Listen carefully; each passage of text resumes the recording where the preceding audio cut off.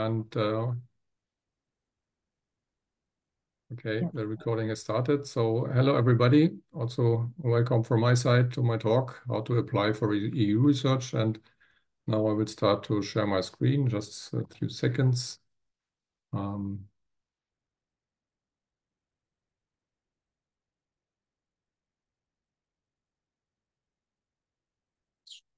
Screen. Okay, for you.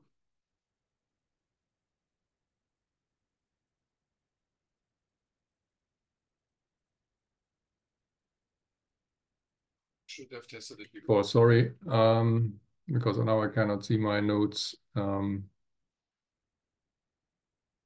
give me a feedback if you can see the screen. Yes, I can see the screen. Okay. Yeah, it works different when I share. Okay, I will try without my notes. No problem.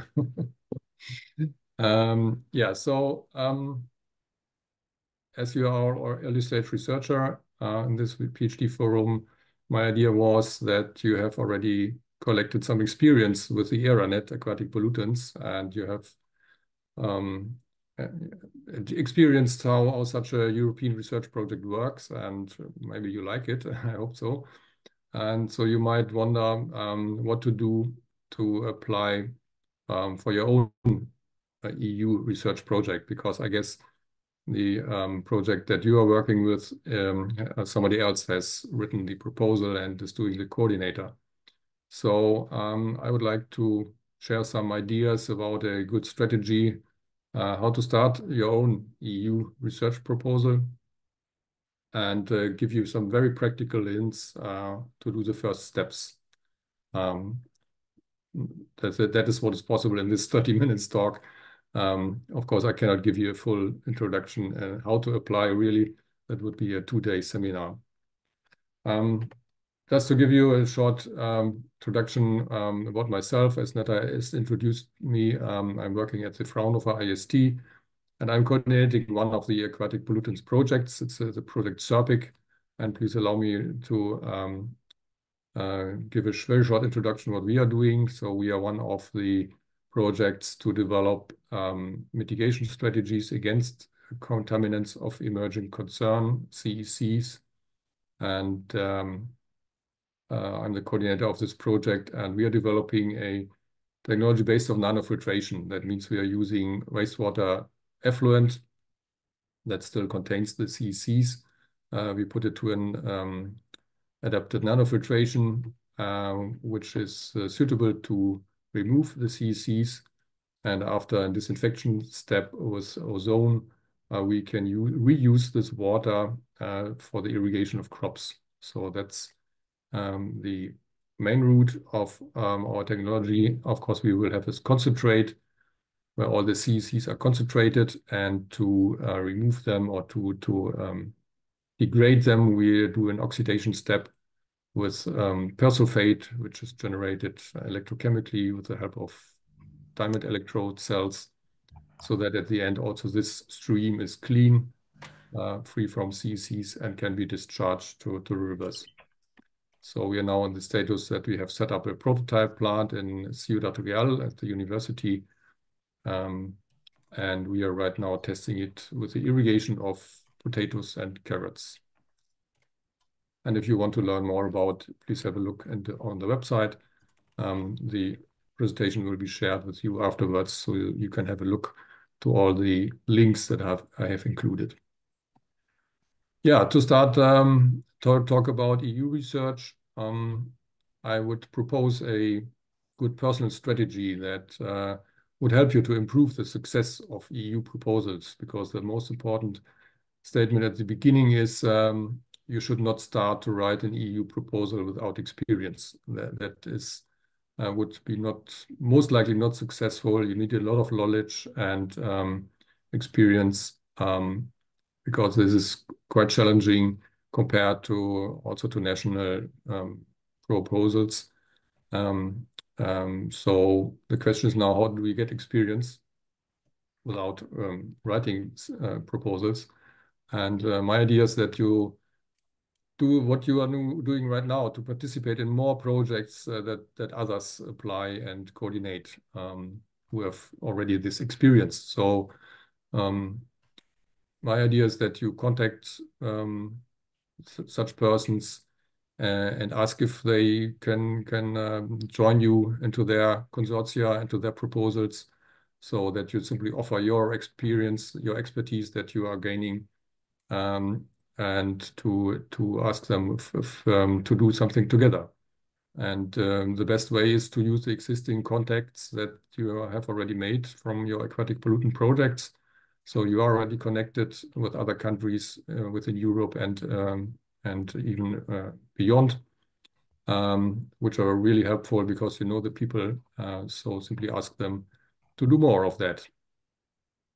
Of course, you will also visit conferences, I guess, to present your results. It's a very good opportunity to know experts, to learn experts, and to ask them if you want to do something together. Another possibility is to visit brokerage events. These are events that are specially designed to make such contacts. I will later share some sources where you can find those brokerage events. So they are mostly connected to specific calls, mostly organized in Brussels by the European Commission, where you simply can network with others. You offer your expertise and you can find others who are looking for such expertise. Very, very useful and efficient. Another idea would be to, if you know a key publication in your field, and to contact the author. You always have the email address of the communication author. You can simply use that. Also, and there are partner search tools, which I also will show you later, some of these, which are also designed exactly to make such contacts. And then if you have more participation in such kind of projects, you should simply learn from these projects. Have a look how the application process works and study the hopefully successful proposal documents. That's a key source of knowledge, how a good proposal looks like. So you will get access to these proposal documents when you take part in projects, and you should simply learn from these proposals. But don't copy the text. That's not good because the European Commission has programs to check that in the meantime. If the proposal is not successful where you're participating, you can even also learn, especially the European Commission always gives an evaluation summary reports with exact issues that the experts have found in the proposal, and clearly stated what was good, what was not so good, where you have lost points. So this is the second key source to learn how to write successful proposals. And then when you think you have enough experience at the end, apply for your first project. But again, please be careful. Do it only if the core topic fits very well to your ideas, to your competence, and to your facilities that you can bring in. You also need to have good support from your organization or elsewhere. Be aware that very good English language skill is necessary. So you still have time then also to improve it if you think it's useful. And you should also have enough time to write, because that's quite time consuming. So over several months, you will be very busy with that. So your boss should give you enough time to do that. And then also you need some luck. So that's always in the game. There's a lot of competence, and you also need to have some luck to be successful at the end. Yeah, and then if you fail, don't be disappointed. Simply try again and learn from your evaluation summary report and make it better the next time. So that would be my personal strategy. I hope that it will work for you.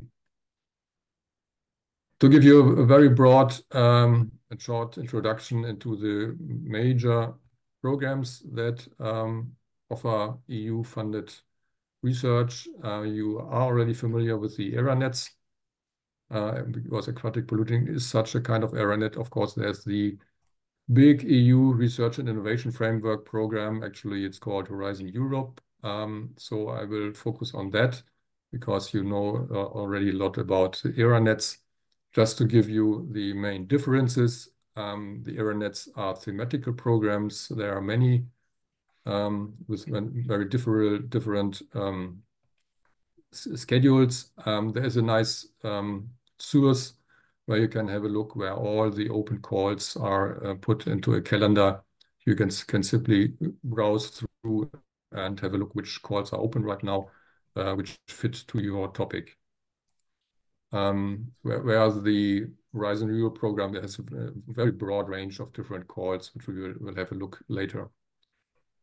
Then the major difference is that for the error nets, the funding comes from national agencies, and the Horizon Europe comes all from the European Commission. That also gives the second difference that the rules of participation might differ quite strongly within the error nets. And with the Horizon Europe, you only have one set of rule of participation, one funding ratio, and so on. And the main source here, we will have a look later, is the Funding and Opportunities portal. So how is the Horizon Europe program organized? So you see it's a very complex structure. There's some defense fund, and there's some nuclear research, which we will not have a look. The main part here in the middle is separated in 3 pillars. There's the excellent science, which is the basic funding research, the basic research. Here, it's quite interesting to have a look to the Marie Sklodowska-Curie programs, which are funding career research. So here you can apply for career projects, training networks, which is quite interesting. So it might be worth to have a look here, but I don't have time to go into detail. So today I will talk about this pillar 2, which is called Global Challenges and European Industrial Competitiveness. Here, this is divided into 6 clusters, which are mainly global challenges like health, security, climate, energy, but also environment. But you also find industrial topics like digital, industry, and space here. So for our water topic, you will most likely find something here in the 6th cluster: food, bioeconomy, natural resources, agriculture, and environment. So that's probably where you should have a look into this cluster. Then there's a 3rd pillar, which is more dedicated to enterprises. So I will not talk about this today. Yeah, and so to give you some practical insight, I will simply go to the main funding and tender portal, because this offers you all relevant information about Horizon Europe, and you can later have a look into this list, but I will, I think I have to make a new sharing, sorry, to show you the right screen. Oh no, I think I have to switch to the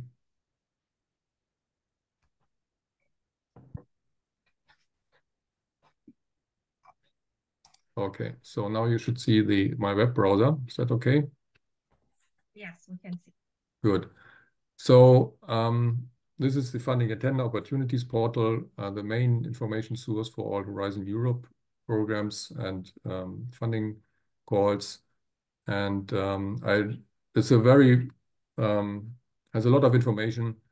But the good thing is you will find all information here. So it's really one address that you need to visit. And I would like to show you the most important points so that you know where to start and find relevant information. Of course, the first question is where to find relevant calls. So this is here in this menu point, search funding and tenders. If we have time, I can later show how to use it. Then we have the menu point, how to participate. Here you should have a look to the reference documents, because here you find all relevant documents, and also guidelines. So first you have to choose the right program, because it's not only about Horizon Europe, it's about all funding programs of the European Commission.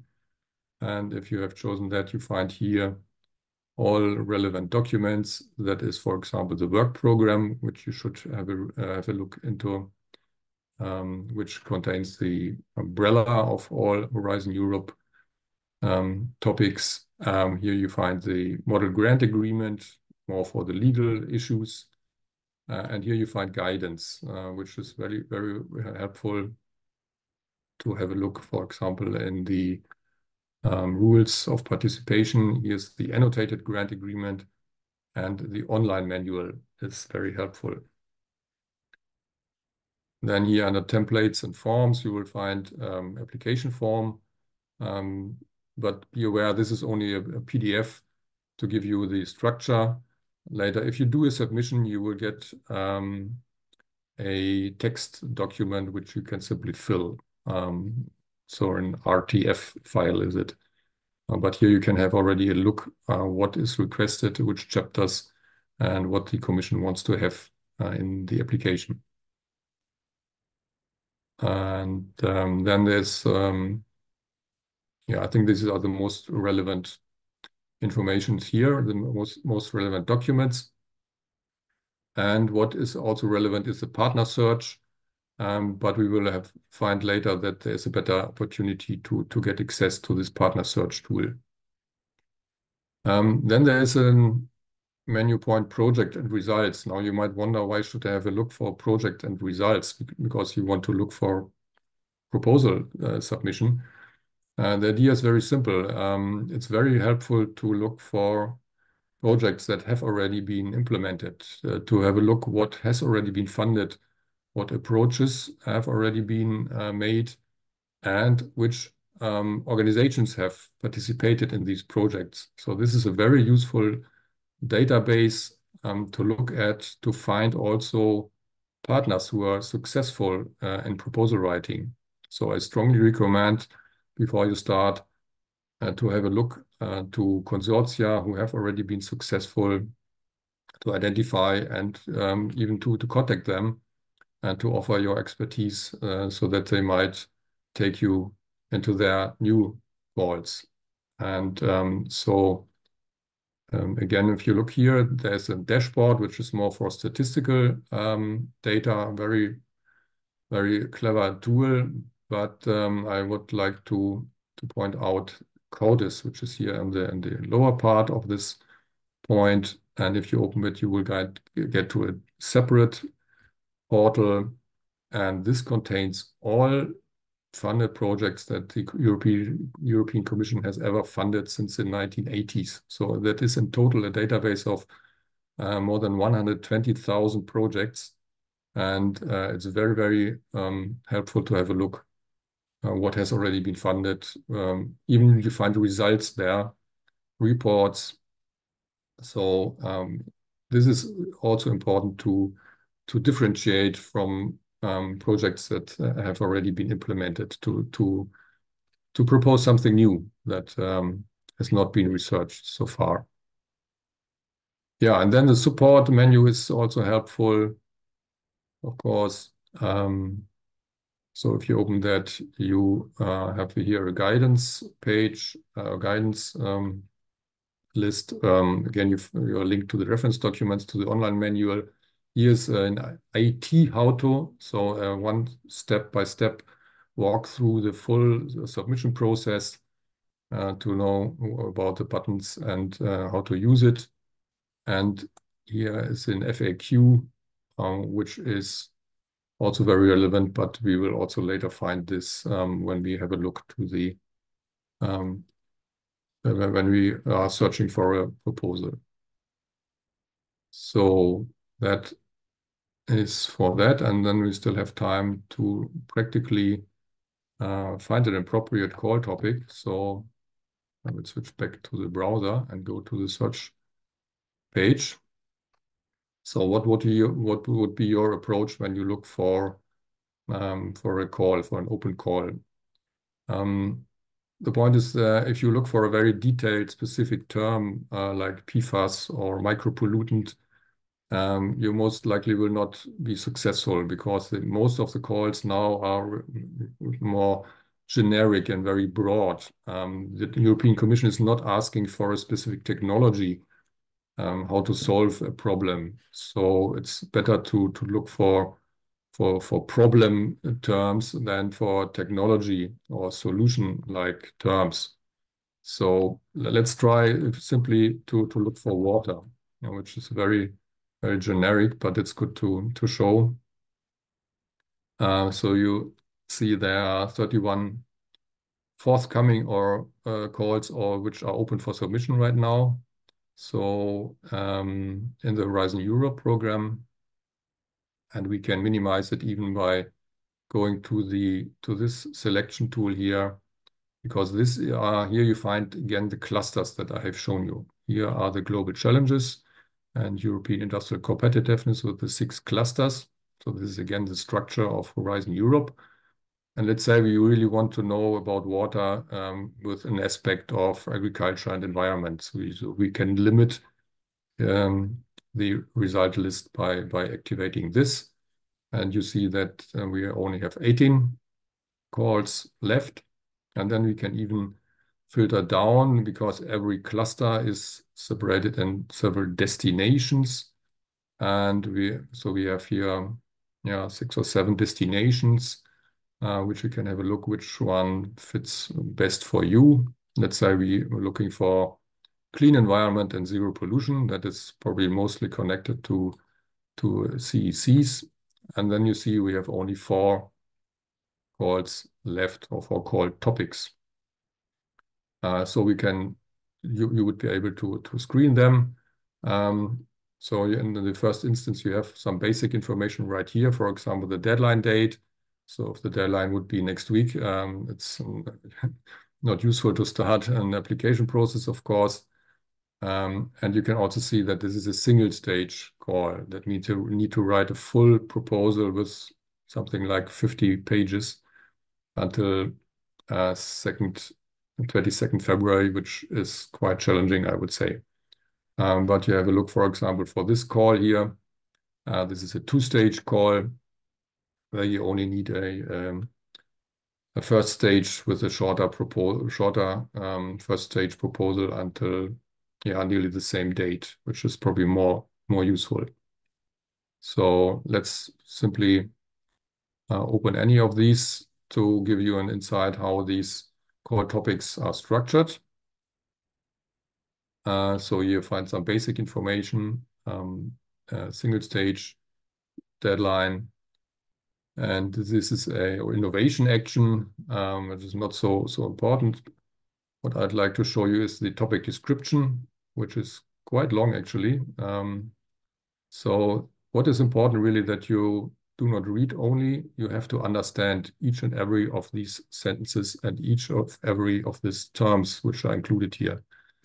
And if you don't understand anything, you really should ask somebody to explain what that is, what is the background behind, and I will show you soon where you can get this information.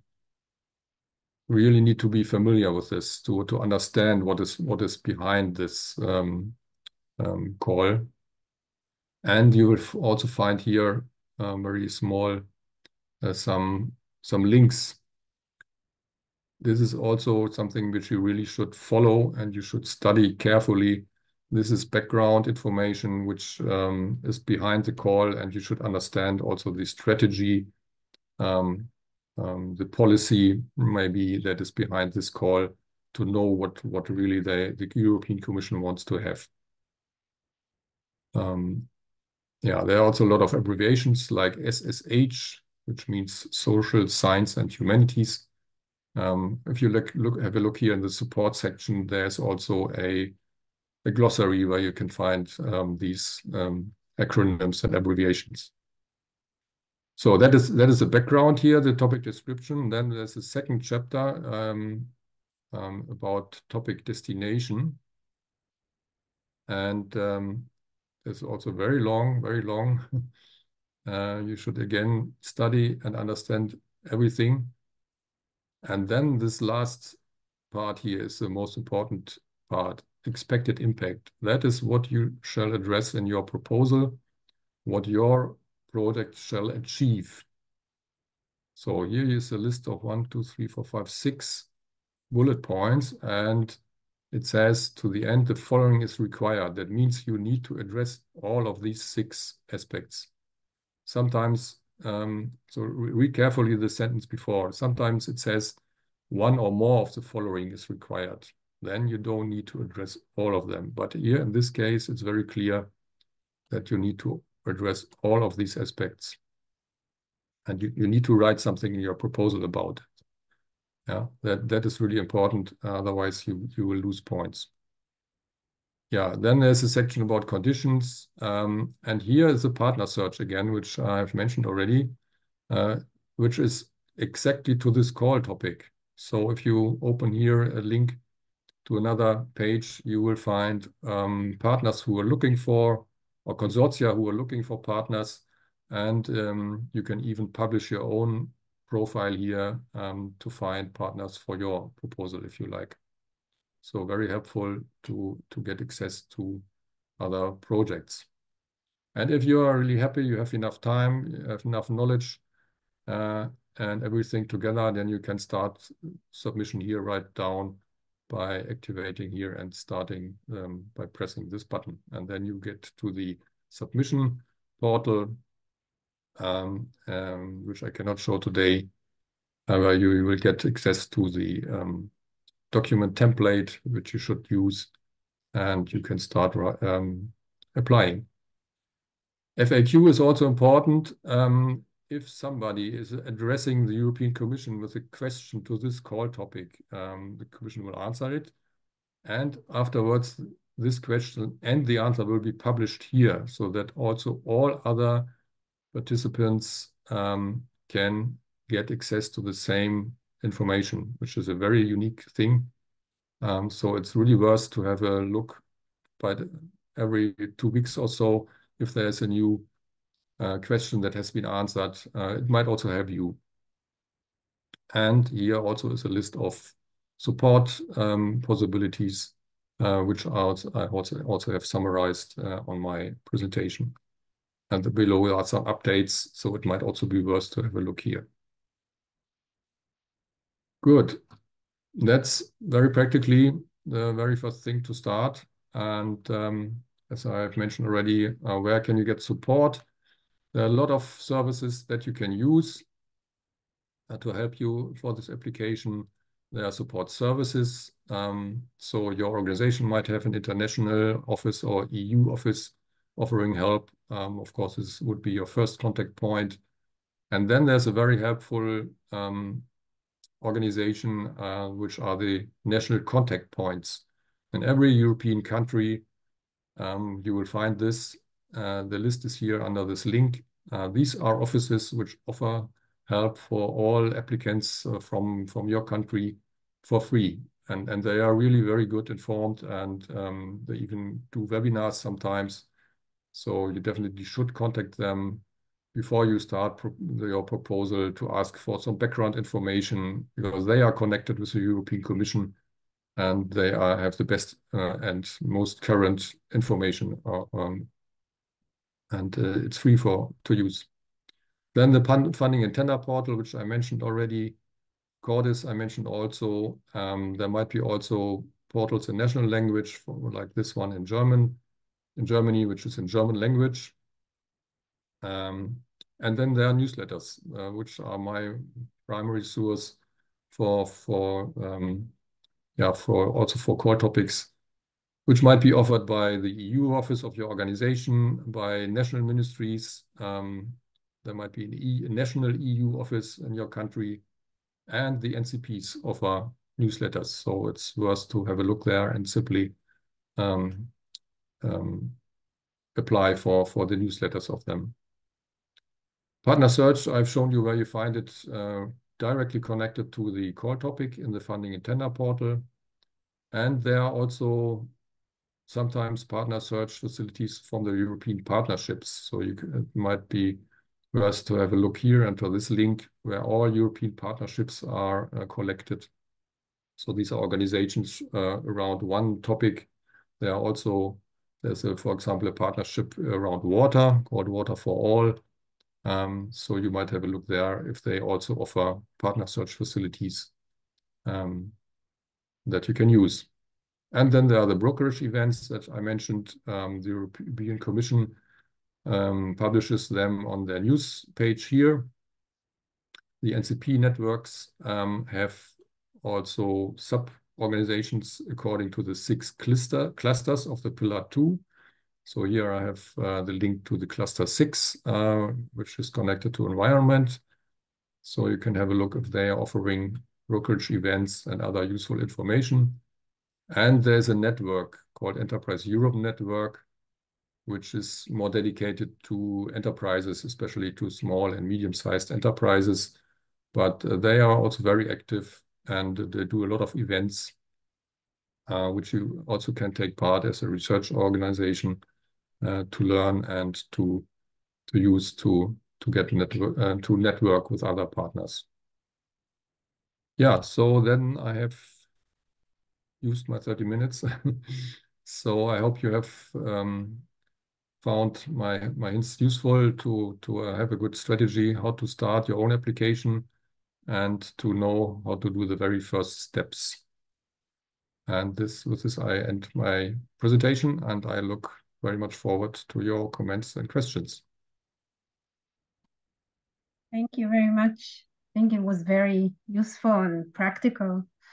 Does anybody have any questions?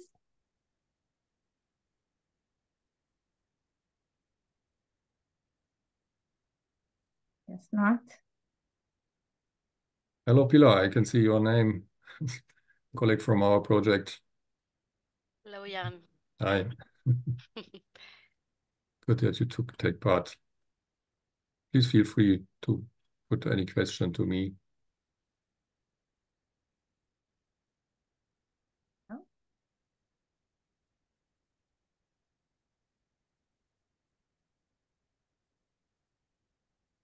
Okay, so I think we will finish now. Thank you very much. And this, as I said, the recording will be published on our YouTube channel. So I will send it to you also, the link. Thank you very much and have a nice day. Okay, thank you for organizing, Netta. Thank you. Thank you. Bye-bye. Bye-bye. Bye.